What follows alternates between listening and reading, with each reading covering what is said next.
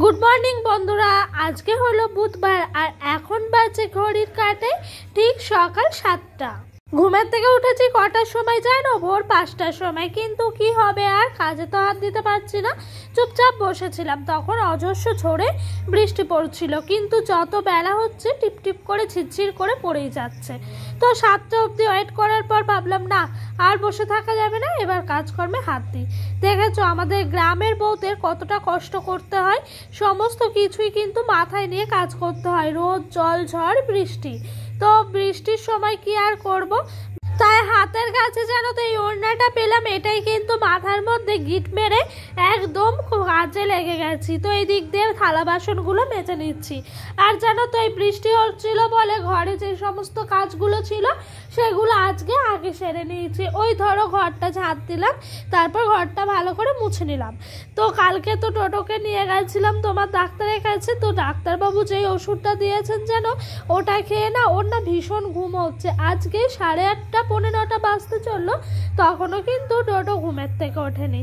যাই হোক, এই দিক দিয়ে কিছু জামা কাপড় ছিল, সেই সমস্ত জামা কাপড়গুলো কেচে দিচ্ছি। আর কি বলো তো, এগুলো পরেই কালকে আমি ডক্টরের কাছে গেছিলাম। তো আর আমার তো তোমাদেরকে কালকের ব্লগে বলেছি পিরিয়ড চলছে, সেই কারণে জানো তো জামা কাপড়গুলো আকাচা না কেচে আর আলমারিতে ঢোকাবো না, সেই কারণে এগুলো একটু তোমার সার্ফ জল দিয়ে চুবিয়ে ধুয়ে নিয়ে এই দড়ির মধ্যে নেড়ে দিচ্ছিলাম। আর এখন বৃষ্টিটা অনেকটাই কমেছে, সেই কারণে কিন্তু এগুলো ধুয়ে দেওয়ারও সাহসটা অনেকটাই পেলাম।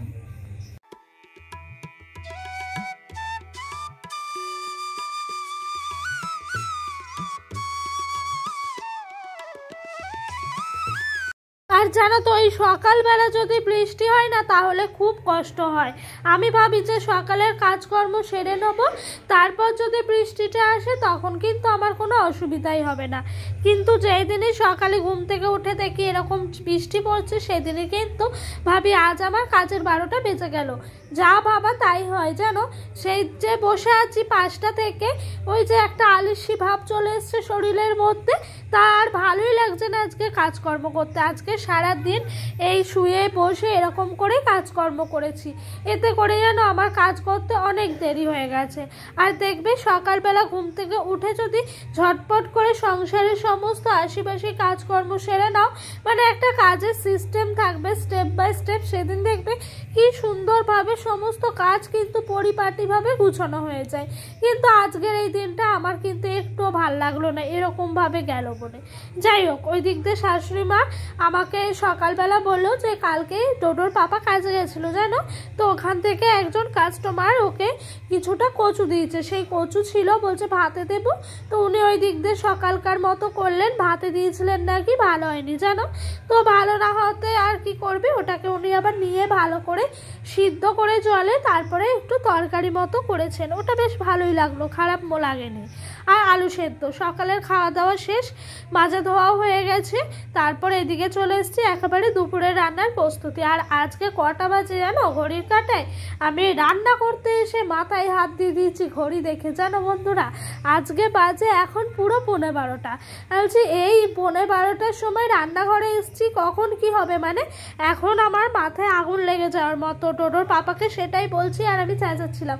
তো আমাকে বলছে দুদিকে গ্যাস আছে, তো উনুন তো আর নয়, নিভে যাবে, আবার জ্বালাতে হবে, একদিকে গ্যাস ধরিয়ে দাও আর একদিকে করো, আর যদি সুবিধে মতো হয় দুদিকে গ্যাস জ্বালিয়ে রান্নাটা করে নাও। তো ওই কথা বলতে বলতে এদিক দিয়ে কিন্তু একদিকে গ্যাস বসিয়ে প্রথমে গাজর আর আলুটা ভাজছি।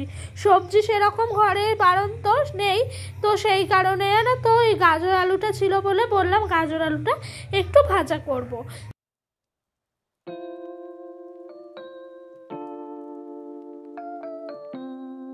আর জানো তো বন্ধুরা, এই গাজর আলু ভাজাটা আমাদের বাড়িতে সবারই পছন্দের একটি খাবার।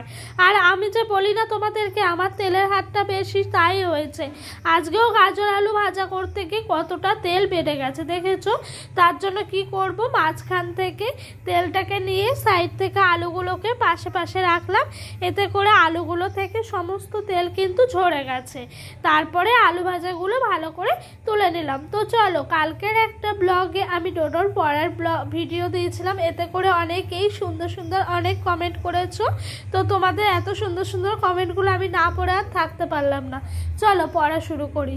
তো প্রথমে আমাকে মানসী বনু কমেন্ট করেছেন, খুব সুন্দর হয়েছে ভিডিওটা, তুমি দীক্ষা নিতে চাও, এটা শুনে খুব ভালো লাগলো, কিন্তু এখন শিক্ষাটা হবে না। আমি 17 বছর দীক্ষা নিয়েছি, তো বনু কেন এখন শিক্ষা হবে না কেন, আমার এটা জানা নাই। তুমি যদি একটু বলে দাও তাহলে আমার অনেকটাই সুবিধা হতো বুঝতে। ডোডো সোনা বাবা কি সুন্দর পড়া করছে, ভালো থেকো তোমরা সবাই। হ্যাঁ বুনি, তুমিও এবং তোমার পরিবারও অনেক অনেক ভালো থেকো। তো এত সুন্দর একটা কমেন্ট করেছো, অনেক অনেক ভালোবাসা। আর জানো তো, তোমার আর রূপা দিদি ভাইয়ের কমেন্টগুলো পড়তে আমার ভীষণই ভালো লাগে। সবার কমেন্টে অবশ্য ভালো লাগে, কিন্তু তোমাদের কমেন্টগুলো একটু স্পেশালি আমার অনেক ভালো লাগে। আর তোমরা যখন দেখি লং টাইম কমেন্ট করা বন্ধ করে দাও, তখন আমার খুবই মন খারাপ হয়। কিন্তু রূপা দিদিভাই রেগুলারই কমেন্ট করে। যাই হোক, এরকমভাবে সুন্দর সুন্দর কমেন্ট করেছে, তোমাদের কমেন্টের জন্যই কিন্তু আমার নেক্সট দিনের একটা ভিডিও করার মোটিভেট পাই। যাই হোক, তোমাদের সঙ্গে গল্প করতে করতে ওই দিক দিয়ে আলু ভাজা তোলা হয়ে গেল, আর এই দিক দিয়ে চিকেনের মশলাটা একটু ভালো করে কষিয়ে নিচ্ছিলাম।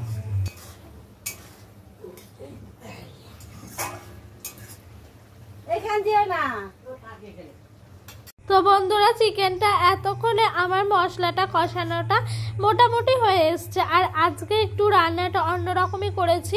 কয়েকদিন ধরে জানো তো মাছে করছিলাম, টমেটোটাকেও পেস্ট করে নিচ্ছিলাম, কিন্তু আজকে আর পেস্ট করলাম না। যাই হোক, চলো আবারও তোমাদের সুন্দর একটি কমেন্টের উত্তর দিই। রূপা দিদি ভাই কমেন্ট করেছে, ও বাবা ডোডো কি সুন্দর পড়াশোনা করছে, অনেক বড় হও। অনেক অনেক ভালোবাসা গো দিদি ভাই ডোডোর হয়ে তোমাকে। তো সত্যি এই কমেন্টগুলো আমাকে অনেক অনেক ভালো লেগেছে জানো। আজকে তোমাদের এই কমেন্টগুলো পড়ে সত্যি আমি ভীষণ মুগ্ধ হয়ে গেছি, যে সেরকমভাবে আমি ভাবতেই পারিনি। ওকে পড়াচ্ছিলাম তখন আমি ভাবছি একটা ক্লিপ তুলে তোমাদেরকে কাল দেওয়াই যাক, তো এভাবেই দিয়েছি। তোমাদের সত্যি এত সুন্দর সুন্দর কমেন্ট আমাকে মুগ্ধ করে দিয়েছে, অনেক ভালো লাগলো গো। তো চলো তোমাদের সঙ্গে গল্প করতে করতে এদিক দিয়ে চিকেনটা আমার কিন্তু কষানোটা প্রায় হয়ে যাবে এরকম মুখে এসছে। আর এরই মাঝে ডোডো কিন্তু ভীষণ জ্বালাচ্ছিল, কেন যেন, কারণ হলো আমার শ্বশুর মশাই আজকে একটু অঞ্চলে গেছিলেন, ওনার একটু বার্ধক্য ভাতার জন্য কাজে। তো উনি গেছে, ওইটা ডোডো দেখে ফেলেছে। আর ওইটা দেখা মানে ওর মানে কি বলবো, মাথার মধ্যে যে কি চলছে, ও দুষ্টুমি করছিল ভীষণ জানো। আমার শাশুড়ি মা আমাকে চাল প্রত্যেক দিন এনে দেন মেপে, তো আমি আর ওইখানে হাত দিই না, যেহেতু তোমাদেরকে বলেইছি আমি সেরকমভাবে মানে কি বলতো পিরিয়ডস চলছে, তো সেরকমভাবে ওই সব জিনিসপত্রে হাত দিইনি। তো উনি চালটা এনে দিয়েছে। ডোডো কি করলো জানো, 2 হাতে 2 মুঠো চাল নিয়ে পুরো বাড়ি ছিটিয়ে দিল। এই কি অবস্থা। যাই হোক, ওই দিক দিয়ে আমাদের তখন ডোডোকে স্নান করিয়ে শান্ত করে বসিয়ে রেখেছিলাম, সেই জন্য আর ভিডিও করা হয়নি। তো একেবারে খাওয়া দাওয়া করে নিলাম। আর খাওয়া দাওয়া করার পর অনেকক্ষণ রেস্ট নিয়েছি, এখনও ডোডো ঘুমোচ্ছে। তো ঘুমোচ্ছে, আমি ভাবছি এই চেয়ারটার মধ্যে এত জামা কাপড় একদম অগোছালো হয়ে রয়েছে, তাই একটু পরিষ্কার করতে চলে আসলাম। চলো এরপরে তোমাদের আরেকটি সুন্দর কমেন্ট পড়ে শোনাই। পলি বলে একজন বলেছেন, খুব ভালো, থ্যাংক ইউ গো। অর্ণব বলেছে ভিডিওটা ভালো লাগলো, অনেক অনেক থ্যাংক ইউ। তো তোমাদেরকে সকলকে অনেক অনেক ভালোবাসা। আর দেখেছো তোমাদের সঙ্গে গল্প করতে করতে এদিক দিয়ে সুন্দর করে চেয়ারটা কিন্তু আমি গুছিয়ে নিচ্ছি। আর জানো তো ডোডোর এখানে এত কাঁথা আছে কি বলবো, সেই সমস্ত কাঁথাগুলোকে একটা একটা একটা একটা করে ভাঁজ করে করে এখানে রেখে দিচ্ছিলাম। আর জানো তো ডোডোর ছোট্ট থেকে না ওর যে সমস্ত কাঁথা টাথা থাকে, কম্বল, এগুলো কিন্তু এখানে রাখি। আর ওইখানে একটা প্যান্ট দেখতে পারলে, ওইটা ডোডোর পাপার প্যান্ট। তো ওর প্যান্টটা কেচেছি, কেচে এখনো আলমারিতে তোলা হয়নি। যাই হোক, তুলে দিতে হবে কিছুদিনের মধ্যে। আর তুলিনি সেটারও একটা কারণ আছে, তো সেটা আর বারবার ব্লগে বলছি না। তো ডোডোই দেখো এই দিক দিয়ে কিন্তু মানে বসে আছে ঘুমের থেকে উঠে। ওকে তো ঘুম বাড়ানোর আগে রেডি করি না এরকমভাবে, ও মানে স্নান করাই, স্নান করানোর পর খাওয়া দাওয়া করাই, তারপরে ঘুম পাড়িয়ে দিই। ওকে টিপ টিপ পরে একেবারে বিকেলে বেরোনোর সময়। তো এখন তো আর আমি বেরোই না, বাড়িতেই থাকি। এখন আর ভালো লাগে না জানো বেরোতে, আর বৃষ্টি হচ্ছে, বৃষ্টির মধ্যে কোথায় বা বেরোবো পাড়ায়। সেই কারণে ওকে একদম সন্ধ্যাবেলায় এরকম করে সাজুগুজু করিয়ে দিলাম। আর আজকে জানো তো একটা টেস্টি রান্না করব, তো এটা হলো চিকেন পকোড়া। ফার্স্ট টাইম আমি ট্রাই করছি। সকাল থেকেই চিকেনটাকে একটু লেবুর রস আর যা যা দেয় আদা রসুন পেঁয়াজ দিয়ে ম্যারিনেট করে রেখেছিলাম। মানে ওই ধরো যখন চিকেন রান্না করলাম তখন ওই 12টা নাগাদ, আর এখন বাজে সন্ধ্যে 6টা।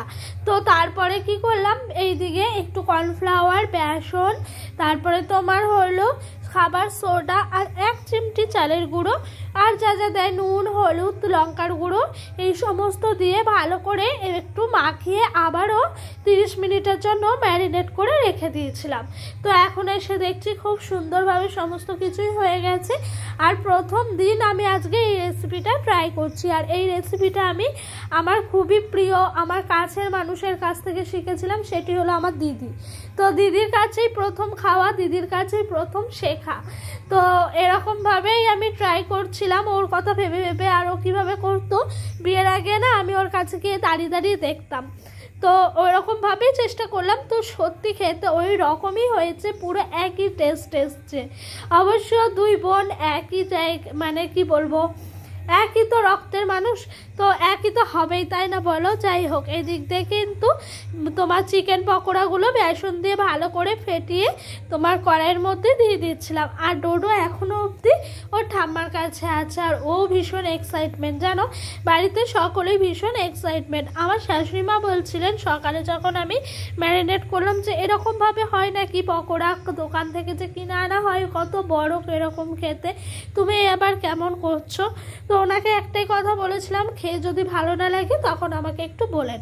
তো সত্যি বলতে বাড়িতে সবাই খুবই প্রশংসা করেছে, বিশেষ করে ডোডোর পাপা বলছে খুব সুন্দর খাবার, কিন্তু এটা শীতকালে কফি দিয়ে খেতে জমে যাবে। তো তারপর একটা কথাই বললো, না এটা খাওয়া যাবে না, লিভারের ক্ষতি। ও কোনো কিছু খাওয়ার আগে জানো তো এইগুলো ভাবে, এটা খেলে কি হবে, ওটা খেলে কি হবে, এরকমটাই।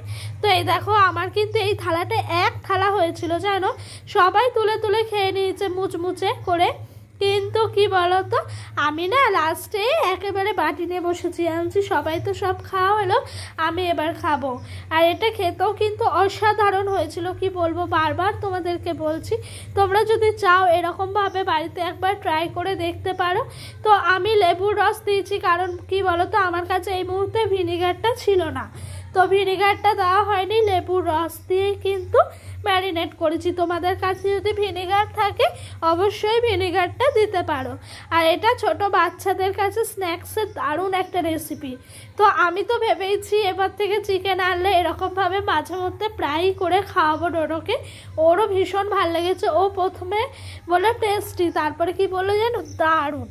তো সত্যি বলতে ছেলে মানে ওর জন্য এইসব করা, তো ওর কাছ থেকে এই রিভিউটা পেয়ে আমি সত্যি অনেক মুগ্ধ। এরকম রিভিউ হয়তো প্রত্যেকটা মাই পেলে পরে কতটা মুগ্ধ হয় সেটা বলে বোঝানোর মতন আর আমার কাছে ভাষা নেই।